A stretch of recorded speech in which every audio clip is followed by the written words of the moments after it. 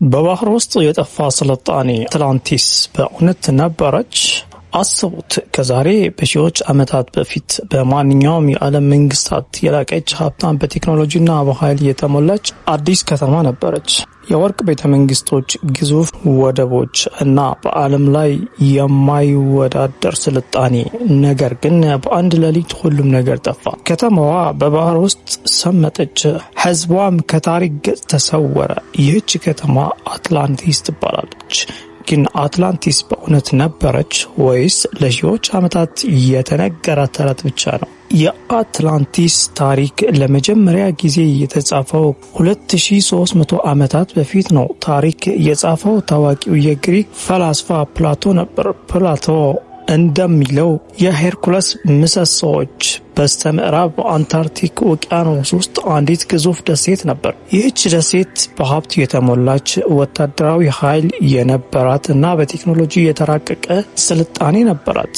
ፕላቶ አትላንቲስ ሲገልጽ አስደናቂ ዝርዝሮችን ይሰጣል። ከተማዋ በክብ ቅርጽ የተገነባች ነበረች። ውሃና መሬት በተለዋዋጭ ክቦች ተከባው ነበር። ግዙፍ የመርከብ ወደቦች ነበራት።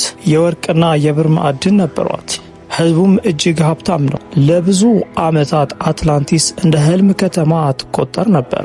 ነገር ግን እንደ ፕላቶ ታሪክ የአትላንቲስ ህዝቦች በጊዜ ሂደት ተለወጡ። ስግብግብነት፣ ኃይል እና ጦርነት ስልጣኔውን ማበላሸት ጀመረ። ከዚያ አንድ ቀን አስከፊ መሬት መንቀጥቀጥና ጎርፍ ተከሰተ። በጥቂት ሰዓታት ውስጥ አትላንቲስ ወደ ባህር ውስጥ ሰመጠች እና ከዚያ በኋላ ዳግም አልታየችም። ከ2000 ዓመታት በላይ ሰዎችን ሲያወዛግብ ቆይቷል። አንዳንድ ሳይንቲስቶች አትላንቲስ በእውነት ነበረች ይላሉ።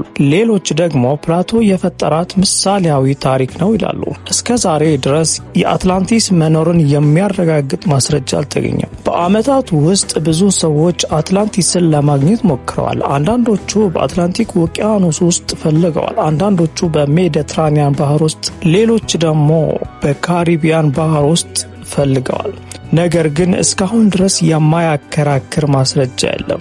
አትላንቲስ በእውነት ነበረች ወይስ አልነበረችም? አንድ ትልቅ ትምህርት ትሰጠናለች። ማንኛውም ስልጣኔ ምንም ያህል ኃይለኛ ቢሆን ለዘላለም አይቆይም። ታላላቅ ከተሞች፣ ግዙፍ መንግስታት እና ታሪካዊ ስልጣኔዎች አንድ ቀን ሊጠፉ ይችላሉ።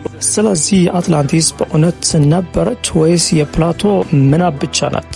ምናልባት አንድ ቀን በባህር ጥልቅ ውስጥ የተደበቀች እውነት ይገለጣል። እስከዚያ ድረስ ግን አትላንቲስ ከዓለም ታላላቅ ሚስጥሮች አንዷ ሆና ትቀጥላለች። እርስዎ ምን ያስባሉ? አትላንቲስ በእውነት ነበረች ወይስ ተረት ብቻ ናት? ሐሳቡን በኮሜንት ላይ ጻፉልኝ። ላይክ ያድርጉ። ሰብስክራይብ በማድረግ ለተጨማሪ ሚስጥራዊ ታሪኮች እና ዶክመንተሪዎች ከኛ ጋር ይቆዩ።